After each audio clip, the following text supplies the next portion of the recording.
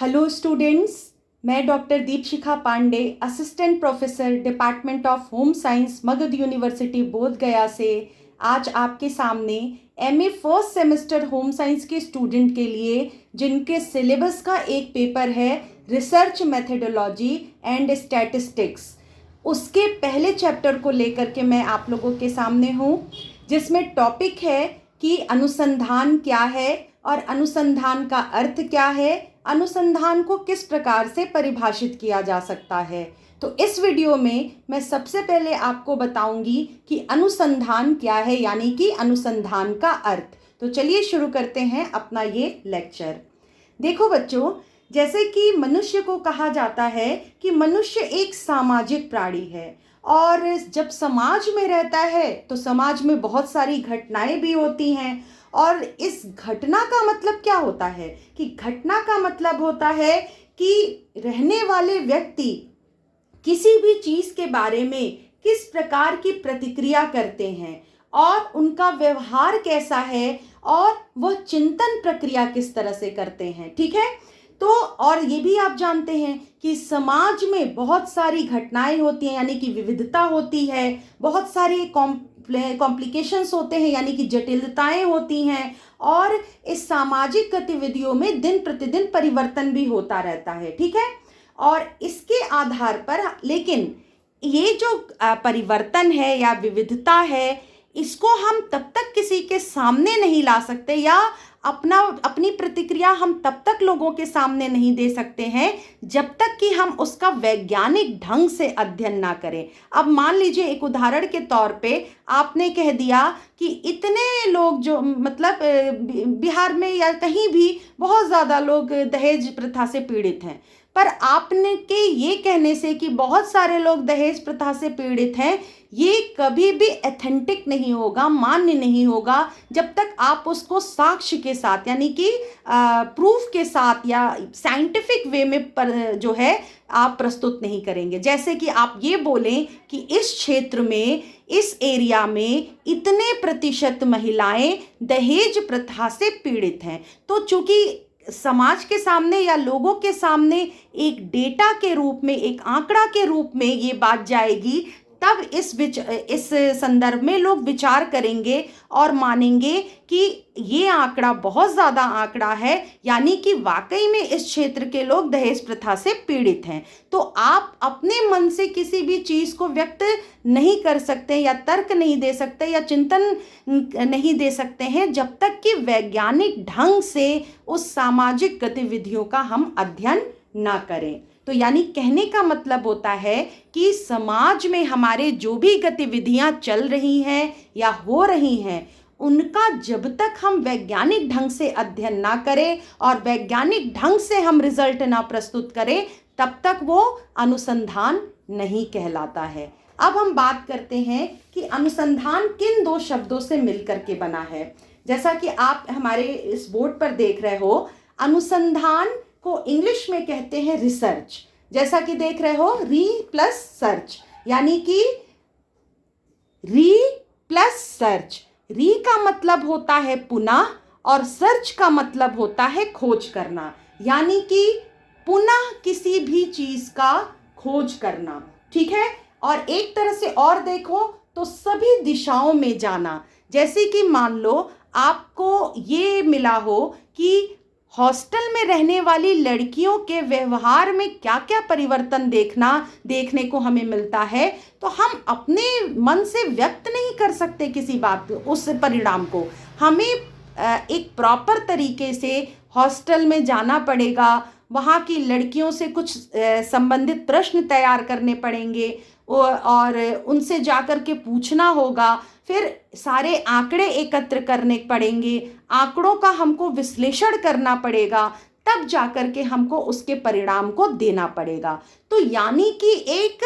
हमने किस तरह की प्रक्रिया अपनाई, एक वैज्ञानिक ढंग से प्रक्रिया अपनाई। ठीक है, तो ये जो प्रक्रिया कहलाती है, यही प्रक्रिया अनुसंधान कहलाती है, जिसमें दो बातें आती हैं, रिसर्च यानी कि पुनः खोज करना, और एक दूसरी बात आती है खोजी हुई चीज को प्रकाश में ले आना। मान लीजिए किसी ने कोई खोज कर दी और उसका देहांत हो गया, या वो लोगों के सामने नहीं आ पाई, वो खोज लोगों के सामने नहीं आ पाई, तो अगला रिसर्चर क्या करेगा, उनके उसी खोज पर और काम करके जनता के सामने लेकर के आएगा, तो वो भी उसका अनुसंधान कहलाएगा। यानी अनुसंधान रिसर्च शब्द का हिंदी रूपांतरण है, और जो कि दो शब्दों से मिलकर बना है, री प्लस सर्च। री का मतलब होता है पुनः, और सर्च का मतलब होता है खोज करना। इसके साथ ही साथ सभी दिशाओं में जाना, यानी कि अध्ययन का वह कोई क्षेत्र ना छूटे जिससे कि हमें सही आंकड़े या सही परिणाम प्राप्त हो सके। अब देखिए, रिसर्च को मैंने यहाँ पर डिफाइन किया है उसके स्पेलिंग के आधार पर। आर का मतलब होता है रैशनल वे ऑफ थिंकिंग, जिसका मतलब होता है तार्किक ढंग से चिंतन करना। जैसे आप ये नहीं बोलेंगे कि हॉस्टल में रहने वाली छात्राओं का समायोजन बहुत खराब होता है, आप अपने मन से व्यक्त नहीं कर सकते जब तक कि हम उसको तर्क के साथ प्रस्तुत ना करें कि हमने इस गया क्षेत्र के या बिहार क्षेत्र के या किसी भी जगह के आप चयन कर लीजिए, उस क्षेत्र के मान लीजिए आपने 5 हॉस्टल का चयन कर लिया, वहाँ से 400 या 300 लड़कियों का चयन किया, उनसे कुछ प्रश्न बना करके आपने पूछा, और उसके बाद जो आंकड़ा प्राप्त होगा उससे आप जो है तार्किक ढंग से, यानी कि आप तर्क दे सकते हैं ना कि फला हॉस्टल में रहने वाली इतनी लड़कियों ने कहा कि हमें ये समस्या होती है या हमारे लिए ये प्लस पॉइंट है, तो आपके पास एक एथेंटिक रिजल्ट होगा जिसके आधार पर आप अपना निर्णय लोगों के सामने दे सकते हैं। अगला है ई से एग्जिस्टिव ट्रीटमेंट, यानी कि परिश्रम के साथ काम करना। देखिए, अपना बयान देना ये अलग बात होती है, लेकिन बयान को बहुत अध्ययन करने के बाद बड़े तार्किक ढंग से लोगों के सामने लाना बहुत परिश्रम का काम है। जैसे ही अभी मैंने एग्जाम्पल से बताया कि आपने एक बयान दे दिया कि हॉस्टल की रहने वाली छात्राओं का समायोजन ठीक नहीं होता, इसमें परिश्रम नहीं है। लेकिन जब आप आंकड़ों के साथ देंगी कि फला जगह की इतनी लड़कियों का इस क्षेत्र में समायोजन ठीक नहीं था, इस क्षेत्र में समायोजन नहीं ठीक था, तो उसके लिए आपको उस क्षेत्र में जाना पड़ेगा, लड़कियों से बात करनी पड़ेगी, तब आंकड़ा जाकर के इकट्ठा करना पड़ेगा। तो इसलिए यह बहुत ही परिश्रम का काम है। एस से हम देख लें सर्च ऑफ सॉल्यूशंस। देखिए, कई लोग अनुसंधान में क्या करते हैं, आंकड़े को एकत्र कर लेते हैं और परिणाम दे देते हैं कि हॉस्टल में रहने वाली छात्राओं की ये समस्या थी। लेकिन अनुसंधान ये भी कहता है कि हमें समस्या जानने के साथ ही साथ उसका सलूशन भी हमें देना है। जैसे मान लीजिए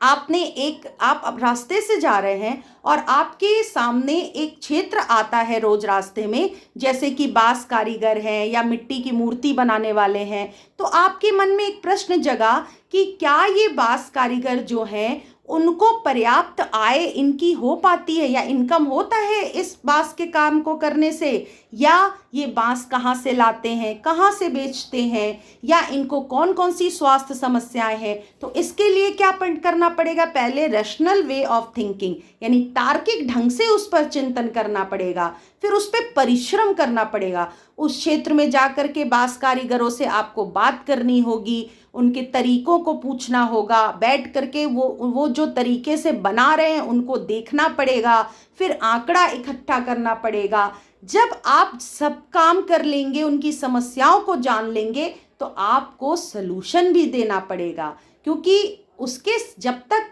रिसर्च पूरा नहीं होगा, जब तक कि हम उनकी समस्या का समाधान ना करें, तो हमको वहाँ पर जब सारी समस्या हमने देख ली कि मान लो उनको स्वास्थ्य की संबंधी समस्या, क्योंकि 24 घंटे वो बैठ करके काम करते हैं, आंखों पर जोर देने वाला काम है, तो हम सलूशन भी प्रस्तुत करें कि प्राथमिक केंद्रों से उनका टाई अप कराएं, उनको जा कर के बताएं कि यहाँ पे चेकअप होता है, यहाँ फ्री चेकअप होता है, आप वहाँ पर अपना इलाज कीजिए या ऐसा खान पान रखिए। तो सलूशन भी हमको देना है, ठीक है। और अगला होता है शुद्धता या निश्चितता, इसको कहते हैं एग्जैक्टनेस, मतलब कि निश्चित है कि जो आपने रिजल्ट निकाला वो प्योर है, शुद्ध है। अब आप ऐसा नहीं कर सकते कि 40 लोगों पे अध्ययन किया और आप 80 का रिजल्ट दे रहे हैं, नहीं। आप 40 का अध्ययन करिए और 40 का अध्ययन के आधार पर 40 का ही रिजल्ट प्रस्तुत करिए, तब वो रिसर्च जा करके आपका क्या होगा, निश्चित और शुद्ध होगा। उसके बाद है एनालिटिकल व्यू या एनालिटिक व्यू, यानी कि विश्लेषणात्मक दृष्टिकोण। अब जैसे मान लीजिए आप लोग देखते होंगे कि आप लोगों ने कुछ प्रश्नावली मान लीजिए कभी तैयार करी होगी, तो ऊपर आप जनरली नाम पूछते हैं, आय पूछते हैं, इन और आयु पूछते हैं, लिंग पूछते हैं, और व्यवसाय, उनका निवास स्थान क्या है, या कोई भी आप उनसे जनरल इन्फॉर्मेशन लेते हैं। और जब आप विशेष प्रश्न पूछते हैं कि क्या आप विद्यालय पढ़ने जाते हैं या विद्यालय में आपको कौन कौन सी समस्या है, या तब आप उस जब वो परिणाम देते हैं या वो बताते हैं कि, या मान लीजिए आपने पूछा कि आपको गवर्नमेंट एजेंसियों के बारे में कितनी जानकारी है, तो किसी ने कुछ बताया, किसी ने 2 बताया, किसी ने 4 बताया, तो आप उनके उस चीज़ से मैच कराइए कि जैसे मान लीजिए कि इनकी शैक्षिक स्थिति क्या है, हाई स्कूल पास हैं या इंटरमीडिएट पास हैं, तो उससे जोड़ करके आप बताइए, उसका एनालिटिकल व्यू दीजिए कि चूंकि इस क्षेत्र में रहने वाले लोगों की शैक्षिक स्थिति निम्न है, इस वजह से उनका ये उत्तर प्राप्त हुआ है, या व्यवसायिक स्थिति ऐसी है, या किसान वर्ग के लोग हैं तो उनको ज़्यादा अपने कृषि क्षेत्र से संबंधित जानकारी है। तो कहने का मतलब है कि हमको बहुत ही विश्लेषण करके किसी भी चीज़ का रिजल्ट देना रहता है। उसके बाद है रिलेशनशिप ऑफ फैक्ट, यानी कि तथ्यों से संबंध। जैसे कि अभी हमने बताया कि हर एक आंकड़ों में और जो सामान्य जानकारी है उनके बीच में संबंध होता है। इसको जो व्यक्ति बना करके विश्लेषणात्मक अध्ययन प्रस्तुत करेगा, वही इसका तार्किक रूप से क्या करेगा, परिणाम देगा। अगला है क्रिटिकल ऑब्जर्वेशन। यही नहीं, आपको क्या ध्यान रखना है कि जब आप अनुसंधान करें तो आप पक्षपाती ना बने, आप अपनी कमियों को भी देखें कि कहाँ पर इस काम को करने में हमसे कहाँ पर कमी हो रही है। जैसे हॉस्टल में रहने वाली छात्राओं का समायोजन आपको देखना है, तो आप ये भी देखिए कि मुझे अच्छे परिणाम प्राप्त हो रहे हैं, पर मुझसे कहाँ कहाँ कमी हो रही है जिससे कि मुझे और अच्छे परिणाम प्राप्त हो सकते हैं। तो आप अपना ही ऑब्जर्वेशन बहुत ही क्रिटिकल तरीके से, बहुत ही क्या बोलेंगे, आलोचनात्मक रखिए कि हर काम मेरा सही नहीं है, इस काम को अगर हम इस ढंग से करते तो मेरा काम बेहतर रिजल्ट निकल। यानी कहने का मतलब है आपको जो अन्वेषण करना है, खोज करना है, उस पर बार बार क्रिटिकल एनालिसिस करिए। जैसे होता है ना, घर बनाते हैं ताश का, या कागज पे पेंसिल से ड्राइंग करते हैं, तो आप जब तक सेटिस्फाइड नहीं होते हैं, जब तक कि आपका घर सुंदर नहीं बनता, तब तक आप उसको इरेज करते हैं। उसी तरह से है, जब तक आपको ऑथेंटिक रिजल्ट नहीं मिलता, आप अपने परिणाम से खुश नहीं होते और सेटिस्फाइड नहीं होते, तब तक आप अपना ऑब्जर्वेशन क्रिटिकल रखिए, बहुत ही आलोचनात्मक ढंग से कि किस तरह से हमको अपने काम को और बेहतर बनाना है। और लास्ट होता है ऑनेस्टी इन वर्क, यानी कि अपने कार्य के प्रति ईमानदार रहना। जैसे हमने अभी बताया है कि हो सकता है हॉस्टल में रहने वाली कुछ छात्राएं आपकी रिलेटिव्स हों, या आप वो जो आंसर दे रही हैं आप उनको छुपाने की कोशिश करें कि चूंकि मेरे ही यूनिवर्सिटी की लड़कियां हैं, तो आपके अंदर ये काम नहीं होना चाहिए। आप जो भी परिणाम दें वो पक्षपाती होकर के ना दें, बायसनेस नहीं होना चाहिए। आप पक्षपातपूर्ण व्यवहार मत कीजिए। जो परिणाम रिजल्ट, मान लीजिए आपको किसी ने प्रोजेक्ट बनाने को दिया है, तो आपको लगेगा कि मेरा प्रोजेक्ट तो खराब आ रहा है क्योंकि हर तरफ नेगेटिव नेगेटिव नेगेटिव रिजल्ट आ रहा है, तो आप इस चीज़ को मत सोचिए। जो रिजल्ट आपके सामने आ रहा है एज इज उसी तरह से आप लोगों के सामने उस रिजल्ट को दीजिए, ताकि पता चलेगा कि कहाँ पर हमें चीज़ों को सही करना है, कहाँ पर हमें ठीक है, वहाँ पर हमें आगे क्या काम करना है, तो अपने कार्य के प्रति पूरी तरह से ईमानदार रहिए। तो इस प्रकार हमने देखा कि अनुसंधान, हम एक बार रिकॉल कर लेते हैं, अनुसंधान रिसर्च शब्द का हिंदी रूपांतरण है जो दो शब्दों से मिलकर बना है, री प्लस सर्च। री का मतलब होता है पुनः और सर्च का मतलब खोज करना। इसके साथ ही सभी दिशाओं में जाना, यानी चारों तरफ अपनी दृष्टि रखना, और इसके साथ ही साथ नए ज्ञान की खोज करना तो है ही, पुराने ज्ञान को भी लोगों के सामने ले करके आना। जैसे नए ज्ञान की खोज करना, भाप का इंजन कैसे बना था, जेम्स वाट ने केटली का ढक्कन भाप से उठते देखा तो उनके दिमाग में ये विचार आया। न्यूटन ने पेड़ से सेब को नीचे गिरते देखा तो ग्रेविटी पर उनका विचार आया। तो कहने का मतलब है कि एक तो उनकी खुद की खोज, जिन्होंने खोज की, और दूसरी चीज़ कि अगर खोजी हुई चीज़ है, लोगों के सामने नहीं आई है, तो उसको भी लोगों के सामने लेकर के आना साक्ष्य के साथ, प्रमाण के साथ, तो वो भी अनुसंधान कहलाता है। ये अनुसंधान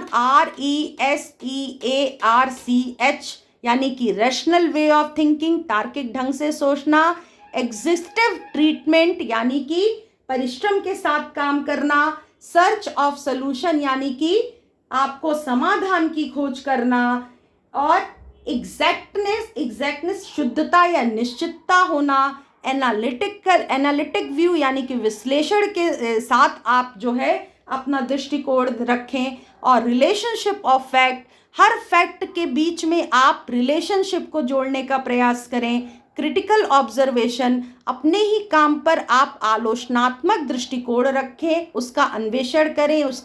उसका निरीक्षण करें, और ऑनेस्टी इन वर्क यानी कि अपने काम में पूरी तरह से ईमानदार रहें। यही अनुसंधान का अर्थ कहलाता है। आशा है कि आपको ये लेक्चर पूरी तरह से समझ में आया होगा। अगले वीडियो में हम लोग बात करेंगे कि अनुसंधान को किस प्रकार से परिभाषित किया गया है। Thank you.